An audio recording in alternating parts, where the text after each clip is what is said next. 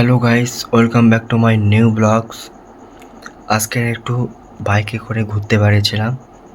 আমরা গিয়েছিলাম বাউনপুকুর, আপনারা সবাই জানেন, চিকরা। বিকেলবেলা আমি আর আমার বন্ধু দুজনা ঘুরতে বেরিয়েছি। খুব সুন্দর লাগলো জায়গাটা গিয়ে। চিকরা জায়গাটা আপনারা জানেন, চারিদিকে গাছ, পাশে আছে একটা ধান ক্ষেত, কৃষি চাষ হয় সেখানে।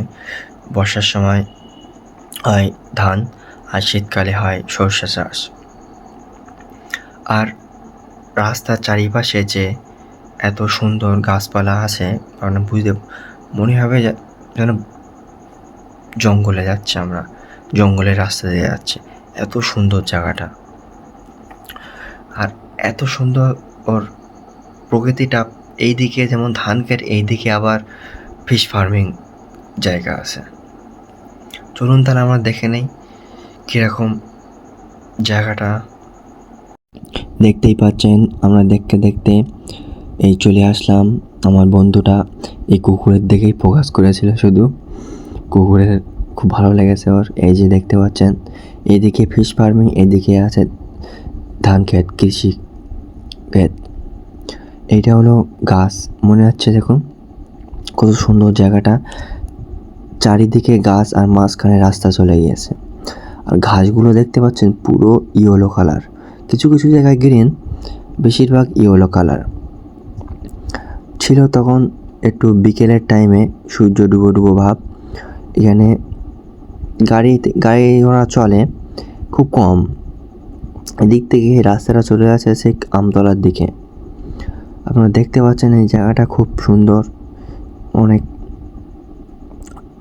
এখানে বাম্পার আছে, একটু নড়ে গিয়েছিল ক্যামেরা, আর এরা সব মুখ ঢেকে নিচ্ছে, ভাবছে ওদের ফটো তুলছি আমরা।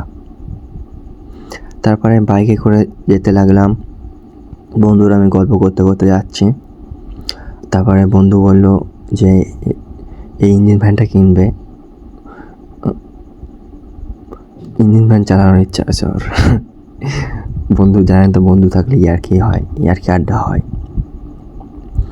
আর রাস্তার কন্ডিশন ছিল খুব সুন্দর, দেখতে পাচ্ছেন এত সুন্দর ছিল। শুধু গাড়ি সমেত আমাদের সব কিছু ভাইব্রেশন হচ্ছে। যাচ্ছি ধীরে যেতে, দেখতে পাচ্ছেন তো চারিদিকে সব রাস্তা, সব কিছু উঠে যাচ্ছে।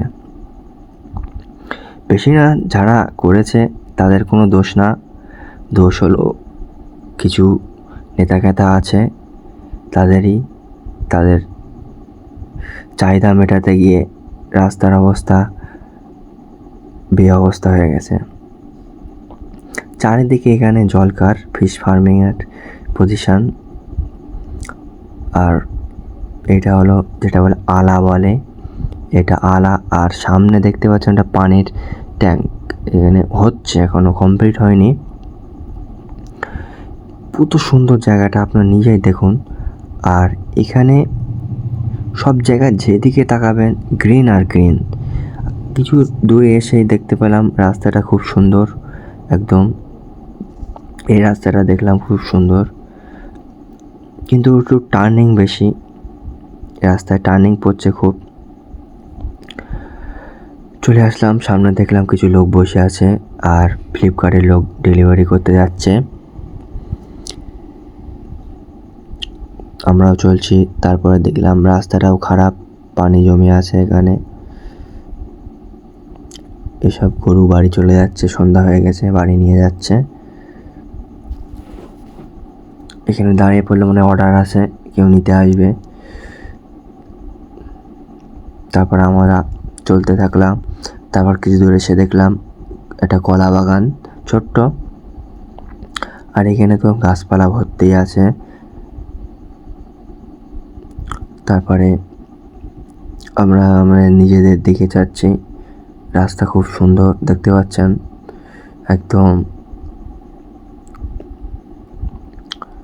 এখানে একটা টার্নিং পড়ে গেল, আবার কিছুজন বসে আছে, দেখতে পাচ্ছেন। সবাই বাড়ি চলে যাচ্ছে আস্তে আস্তে, ফুচকাওয়ালাও চলে যাচ্ছে।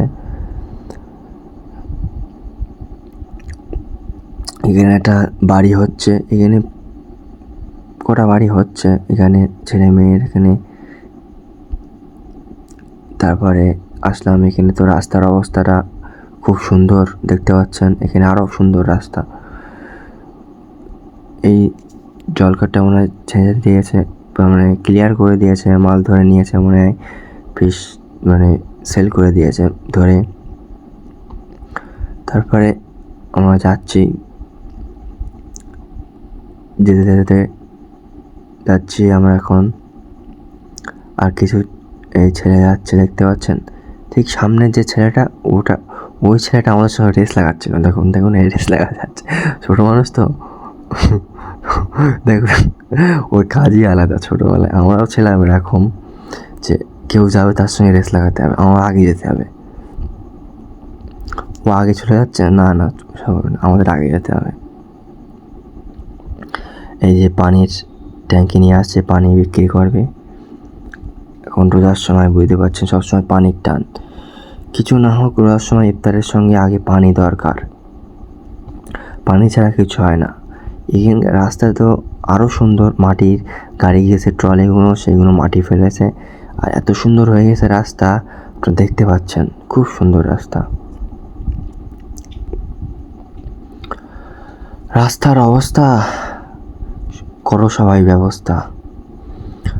তারপর আমরা যাচ্ছি, এটা একটু নির্জন জায়গা, স্তব্ধ, তার একটু জঙ্গল মতো আছে। এটাও ক্লিয়ার করে দিয়েছে, এখনো পানি ভর্তি করেনি, এখানে পুরো ফেটে গিয়েছে শুকনো হয়ে।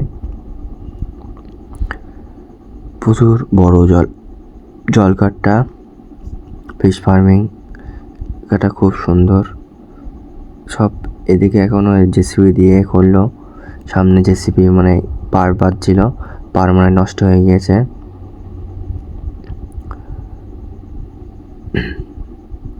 তারপর আমরা যাচ্ছি, যেতে সামনে দুটো রাস্তা চলে গিয়েছে।